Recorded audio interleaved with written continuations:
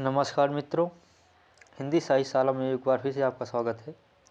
हम लोग PYQ हल कर रहे थे, जिसका आज 2 भाग हो गए थे, जिसका आज तीसरा भाग है। तो आइए शुरू करते हैं। आज का पहला क्वेश्चन क्या है? तो पहला क्वेश्चन देख लेते हैं, जो है 51 नंबर का। पहला क्वेश्चन कह रहा है मगध की राजकुमारी का नाम क्या था? तो ए है एलिस, बी है अलका, सी है सुवासिनी और डी है कल्याणी। तो इसका राइट आंसर होगा डी नंबर, यानी कल्याणी मगध की राजकुमारी का नाम था।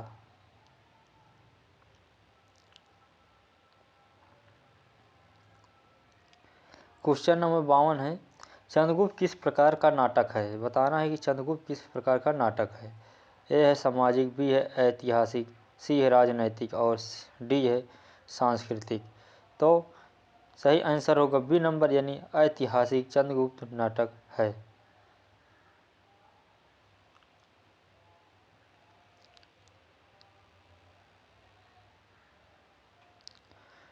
क्वेश्चन नंबर 53 है आषाढ़ का एक दिन निम्न में से कौन सी विद्या है? सॉरी, यहाँ विद्या नहीं, विधा होना चाहिए। कौन सी विधा है बताना है।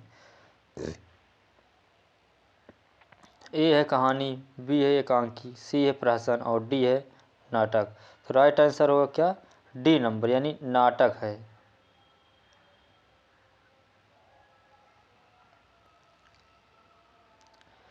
क्वेश्चन नंबर 54 है आषाढ़ का एक दिन नाटक पर बनी फिल्म के निर्देशक कौन थे? तो आषाढ़ का एक दिन जो नाटक है, इस पर एक फिल्म बनी है, उसके निर्देशक कौन बताना है। ए है मणिकौल, बी है बी शांताराम और सी है सत्यजीत रे और डी है राजकुमार संतोषी। तो सही आंसर होगा ए, यानी मणिकौल इसके निर्देशक थे।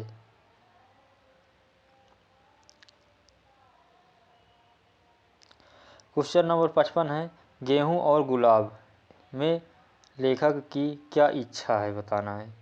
ए है गेहूं पर गुलाब की पूर्ण प्रभुता स्थापित हो, बी है तपस्या करने की, सी है वृत्तियों को ऊर्ध्वगामी करने की, डी है ए सी दोनों। तो इसका राइट आंसर होगा डी, यानी ए और सी दोनों होगा।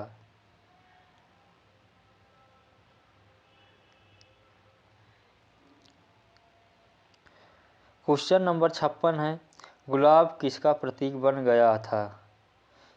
तो बताना है गेहूं और गुलाब जो रचना है उसमें गुलाब किसका प्रतीक बन गया था बताना है। ए है विलासिता का, बी है गंदगी का, सी है शर्म का और डी है ए बी दोनों का।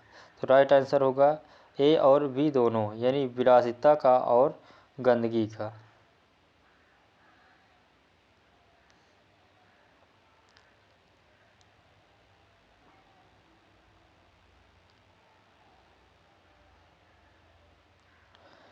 सत्तावन नंबर क्वेश्चन है किसकी दुनिया को लेखक ने रंगों की दुनिया, सुगंधों की दुनिया कहा है?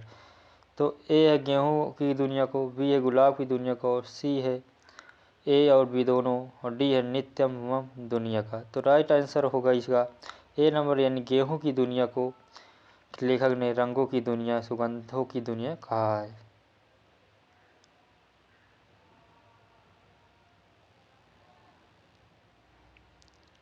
क्वेश्चन नंबर 58 है लेखक के अनुसार आचरण की सभ्यतामय भाषा सदा स्पेस रहती है। तो इसमें क्या होगा? ए है मुखर, बी है प्रेम युक्त, सी है मौन और डी है रस सिक्त। तो क्या होती है? मौन, यानी सी नंबर सही होगा। आचरण की सभ्यता में भाषा सदा मौन रहती है।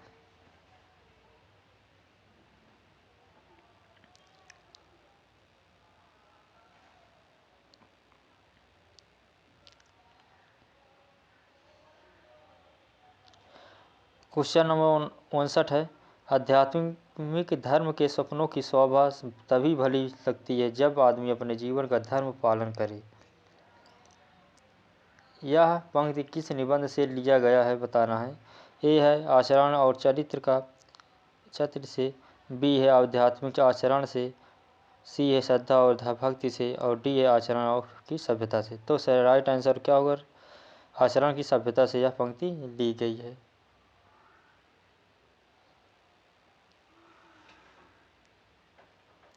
क्वेश्चन नंबर 60 है, आचरण की सभ्यता के लेखक के अनुसार किसकी भाषा शब्द रहित है?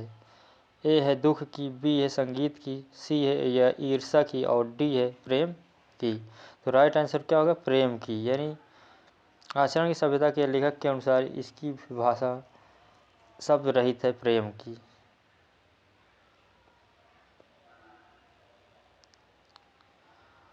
क्वेश्चन नंबर 61 है, सरदार पूर्ण सिंह की रचना है, तो बताना है सरदार पूर्ण सिंह की कौन सी रचना है। ए है आचरण की सभ्यता, बी है गेहूं और गुलाब, सी है नखून क्यों बढ़ते हैं, डी है श्रद्धा और भक्ति।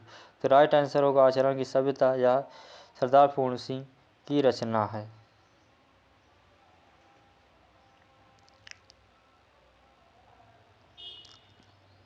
क्वेश्चन नंबर 62 है, कब फूटा गिर के अंतर से किस अंचल से उतरा नीचे, उपयुक्त पंक्ति का संबंध किस कवि से है। तो ये है केदारनाथ अग्रवाल से, बी है नागार्जुन से, सी है मैथिली शरण गुप्त से और डी है आरसी प्रसाद सिंह थे। तो राइट आंसर होगा डी नंबर, यानी आरसी प्रसाद सिंह से यह पंक्ति संबंधित है।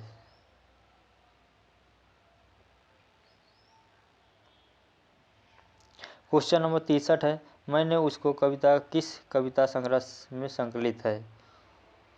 तो यह कविता किस कविता में संग्रहित बताना है संग्रह में।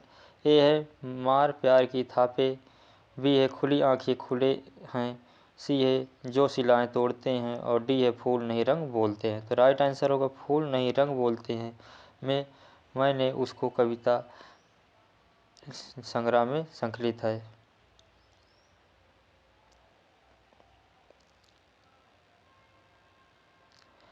क्वेश्चन नंबर 64 है, तन चितवर मन राजा कीना पंक्ति किस काव्य ग्रंथ की है। तो ए है मृगावती, बी है पद्मावत, सी है मधुमालती और डी है चित्रावली। तो राइट आंसर होगा इसका डी, यानी चित्रावली से यह पंक्ति की गई है।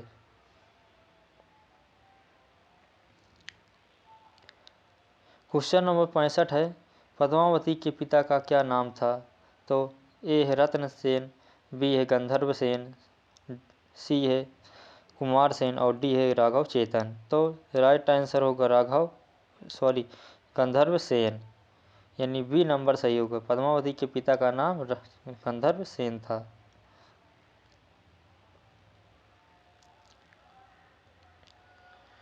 क्वेश्चन नंबर 66 है, निम्न में से किस पंक्ति के माध्यम से श्री कृष्ण कीर्तन की जा सकती है।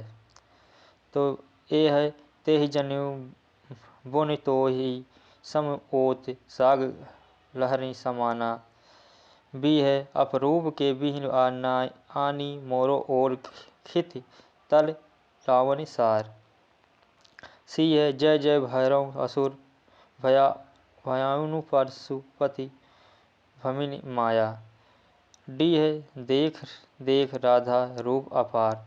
तो राइट आंसर इसका ए होगा।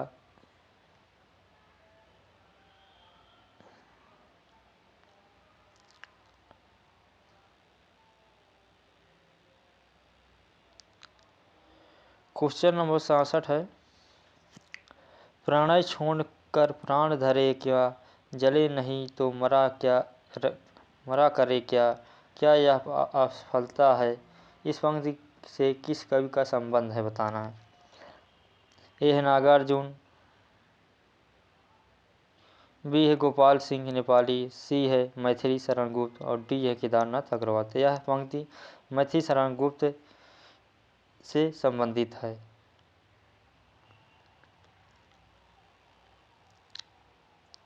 क्वेश्चन नंबर 68 है, किस रस को राज की संज्ञा दी जाती है। तो बताना किस रस को रसराज की संज्ञा दी जाती है। ए है करुण, बी है वत्सल, सी है श्रृंगार और डी है रौद्र। तो श्रृंगार रस को रसराज की संज्ञा दी जाती है। राइट आंसर सी होगा।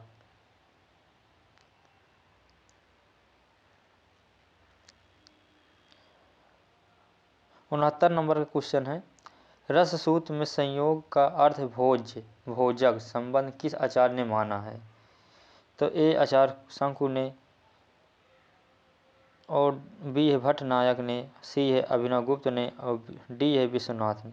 तो राइट आंसर होगा भट्ट नायक ने भोज और भोजक संबंध माना है।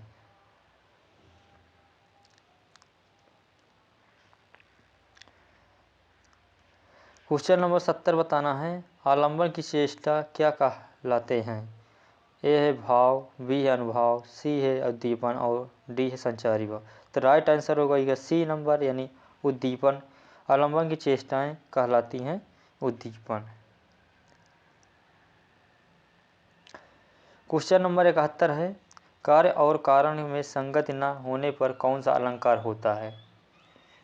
तो कार्य और कारण में संगत न होने पर कौन सा अलंकार होता है। तो ए है विभावना, बी है निर्देशना, सी असंगति और डी है विशेषोक्ति। तो राइट आंसर होगा असंगति अलंकार होगा।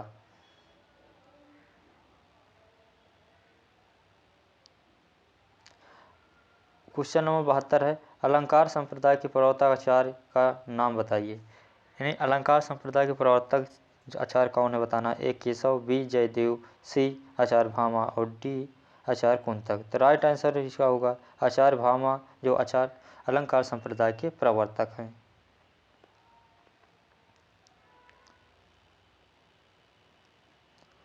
क्वेश्चन नंबर 73 है, निम्नलिखित में से कौन अर्थालंकार है।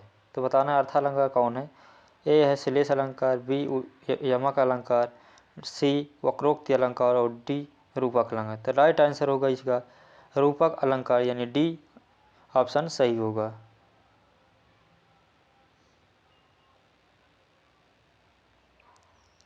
क्वेश्चन नंबर 74 है, अलंकार कितने प्रकार के होते हैं। ए है 1, बी है 2, सी है 3 और डी है 4। तो कितने प्रकार के अलंकार होते हैं। 3 प्रकार के। कौन कौन से। अर्थालंकार, शब्दालंकार और उभयालंकार।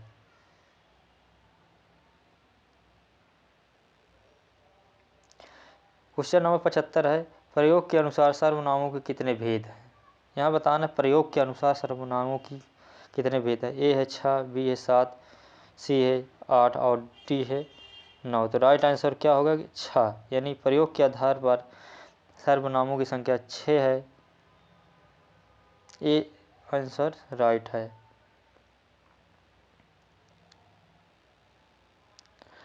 क्वेश्चन नंबर 76 है, निम्नलिखित में से संबंधवाचक सर्वनाम का चयन करिए। तो इसमें संबंधवाचक सर्वनाम का चयन करना है। ए है आप, बी है जो, सी है यह और डी है वह। तो राइट आंसर होगा जो, यानी जो शब्द जो सर्वनाम का संबंधवाचक सर्वनाम है।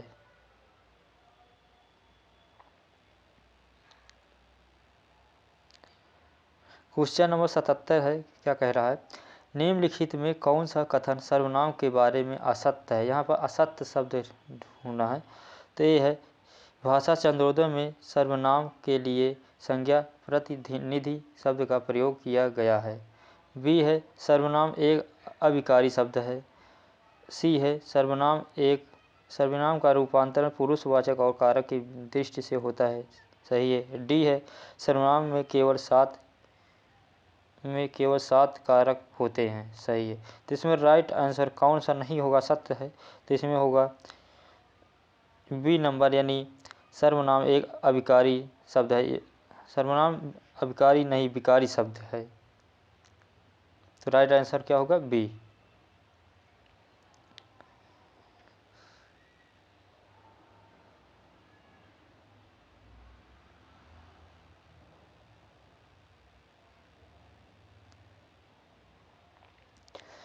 यहाँ क्वेश्चन नंबर 78 है, स्वर संधि के कितने भेद होते हैं बताना है। ए है 3, बी है 4, सी है 5 और डी है 6। तो राइट आंसर इसे क्या होगा सी, यानी 5 होते हैं। स्वर संधि के कितने भेद होते हैं, 5 होते हैं।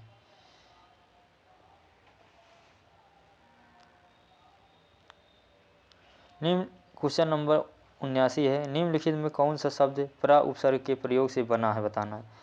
तो ए है प्रतिदिन, बी है प्रख्यात और सी है प्रत्येक और डी है प्रत्युपकार। तो इसमें राइट आंसर बी होगा, यह प्रा उपसर्ग से बना है। बाकी ए में प्रति उपसर्ग है और सी में प्रति उपसर्ग है और डी में भी प्रति उपसर्ग है। बाकी सब में प्रति उपसर्ग है, बी नंबर सही है जिसमें प्र उपसर्ग है।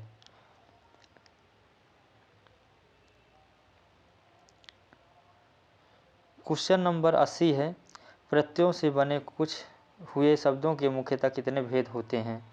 तो प्रत्ययों से जो बने हुए शब्द होते हैं मुख्यतः कितने भेद होते हैं बताना है। तो ए है 2, बी है 3, सी है 4 और डी है 5। तो राइट आंसर क्या होगा 2, यानी 2 शब्द होते हैं मुख्यतः जिसके जो प्रत्ययों से बने होते हैं।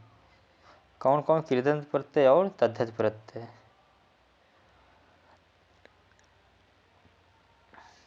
क्वेश्चन नंबर 81 है, महावीर प्रसाद द्विवेदी सरस्वती पत्रिका के संपादक किस वर्ष नियुक्त हुए थे। तो ए है 1900 ईस्वी, बी है 1902 ईस्वी, सी है 1903 ईस्वी, डी 1905 ईस्वी। तो राइट आंसर इसका होगा सी, यानी 1903 से महावीर प्रसाद द्विवेदी सरस्वती पत्रिका के संपादक नियुक्त हुए। बाकी सरस्वती का पत्रिका का संपादन 1900 ईस्वी से ही प्रारंभ हो गया था।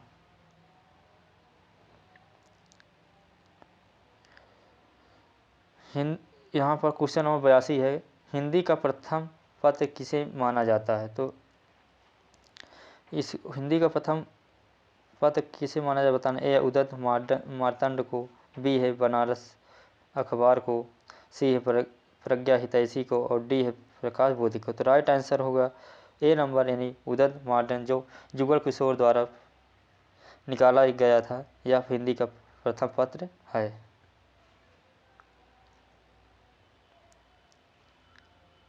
क्वेश्चन नंबर 83 है, ब्राह्मण का प्रकाशन कहाँ से होता था। तो ब्राह्मण पत्रिका जो प्रकाशित होती थी कहाँ से होती बताना है। ए बनारस से, बी कानपुर से, सी इलाहाबाद से और डी बरेली। तो राइट आंसर होगा बी, यानी कानपुर से ब्राह्मण पत्रिका का प्रकाशन होता था। क्वेश्चन नंबर 84 है, लाहौर से प्रकाशित होने वाली पत्रिका कौन थी बताना है। तो ए है चांद, बी है सुधा, सी है कर्मयोगी और डी है ज्ञान प्रदीपनी। तो राइट आंसर होगा ज्ञान प्रदीपनी, यह लाहौर से प्रकाशित होने वाली पत्रिका है। क्वेश्चन नंबर 85 है, कलकत्ता से विशाल भारत का प्रकाशन किस वर्ष हुआ था। तो कलकत्ता से विशाल भारत का प्रकाशन जो होता था पत्रिका का वो किस वर्ष हुआ था। ए है 1920, बी है 1925, सी है 1928, डी है 1930। तो राइट आंसर होगा सी नंबर, यानी 1928 में यह पत्रिका का प्रकाशन हुआ करता था।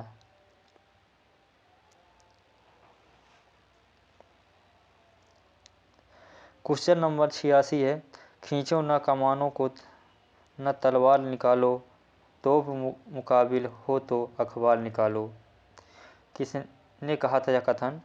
ते है साहिर लुधियानी ने, बी अखबार इलाहाबादी ने, सी है दुष्यंत कुमार और डी है भारतेंदु। तो राइट आंसर होगा अकबर इलाहाबादी ने यह कहा था कि खींचो न कमानों को न तलवार निकालो, तो मुकाबिल हो तो अखबार निकालो। क्वेश्चन नंबर 87 है, प्रसिद्ध खड्ग विलास प्रेस किस शहर में था। जो प्रसिद्ध खड्ग विलास प्रेस था किस शहर में था। तो ये है बनारस, बी है इलाहाबाद में, सी दरभंगा में और डी पटना में। तो राइट आंसर होगा डी नंबर, यानी पटना में यह प्रेस स्थापित था। क्वेश्चन नंबर 88 है,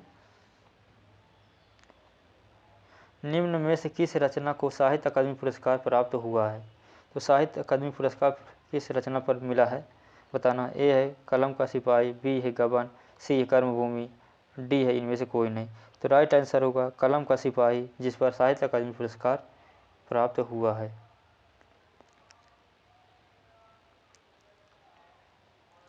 क्वेश्चन नंबर 89 है, के बिरला फाउंडेशन द्वारा दिए जाने वाला पुरस्कार है। ए है सरस्वती सम्मान, बी है साहित्य अकादमी सम्मान, सी है सलाहकार सम्मान और डी है इसमें से कोई नहीं। तो इस राइट आंसर होगा राइट आंसर होगा ए, यानी सरस्वती सम्मान जो के बिरला फाउंडेशन द्वारा दिया जाता है।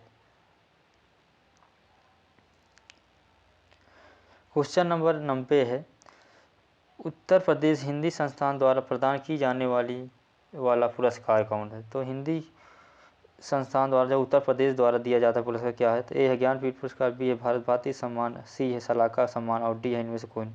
तो राइट आंसर होगा इसका बी, यानी भारत भारती सम्मान जो उत्तर प्रदेश हिंदी संस्थान द्वारा दिया जाता है। क्वेश्चन नंबर 91 है, महादेवी वर्मा को किस रचना के लिए ज्ञानपीठ पुरस्कार मिला था? तो यह निहार, बी है संध्या गीत, सी है यामा और डी है इनमें से कोई नहीं। तो इन्हें महादेवी वर्मा जी को यामा के लिए ज्ञानपीठ पुरस्कार दिया गया था। राइट आंसर सी होगा। 92 नंबर का क्वेश्चन है, सुमित्रानंद पंत को किस रचना के लिए ज्ञानपीठ पुरस्कार मिला था? तो ए है कला और बूढ़ा चांद, बी है ग्राम्या, सी है पल्लव और डी है चिदम्बरा। तो इन सुमित्रानंद पंत जी को चिदम्बरा के लिए ज्ञानपीठ पुरस्कार दिया गया था।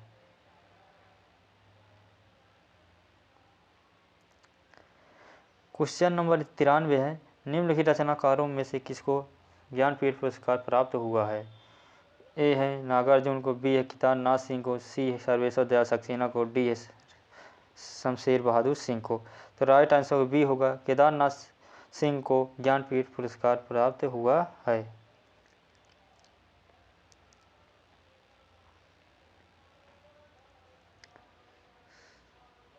क्वेश्चन 94 है नंबर का, राजभाषा अधिनियम कब निर्मित हुआ था? तो राजभाषा अधिनियम कब निर्मित हुआ? ए है 1947, बी है 1960, सी है 1976 और डी है 1990। तो राइट आंसर होगा इसका सी नंबर, यानी 1976 में राजभाषा अधिनियम निर्मित किया गया था।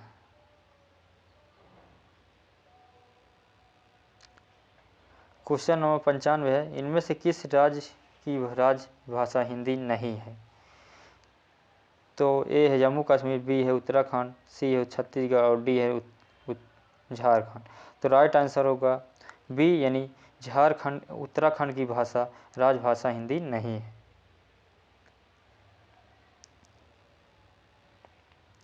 क्वेश्चन नंबर 96 है, निम्नलिखित में से राजभाषा अधिनियम 1976 के अनुसार का क्षेत्र में किस राज्य को रखा गया था? तो ए है पंजाब, बी है असम, सी है बिहार और डी है गोवा। तो बिहार को राजभाषा अधिनियम 1976 के अनुसार का क्षेत्र में रखा गया था। क्वेश्चन नंबर 97 है, संविधान के किस अनुच्छेद में संसद में प्रयुक्त होने वाली भाषा के संबंध में वर्णन है? तो ए है अनुच्छेद 210, बी है अनुच्छेद 120, सी है अनुच्छेद 344 और डी 346। तो राइट आंसर होगा अनुच्छेद 120 में संसद में प्रयुक्त होने वाली भाषा के संबंध में वर्णन किया गया है, अनुच्छेद 120।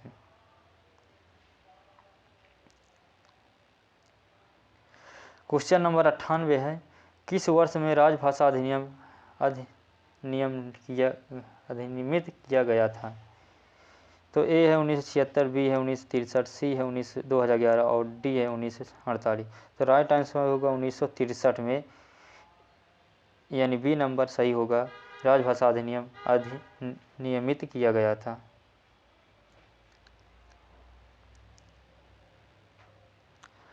क्वेश्चन नंबर 99 है, यानी सेकंड लास्ट क्वेश्चन, किस सम्मेलन में राष्ट्रीय महत्व का सम्मेलन घोषित किया गया?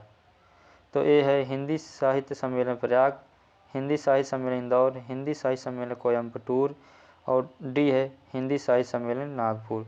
तो राइट आंसर होगा ए, यानी हिंदी साहित्य सम्मेलन प्रयाग को राष्ट्रीय महत्व का सम्मेलन घोषित किया गया था।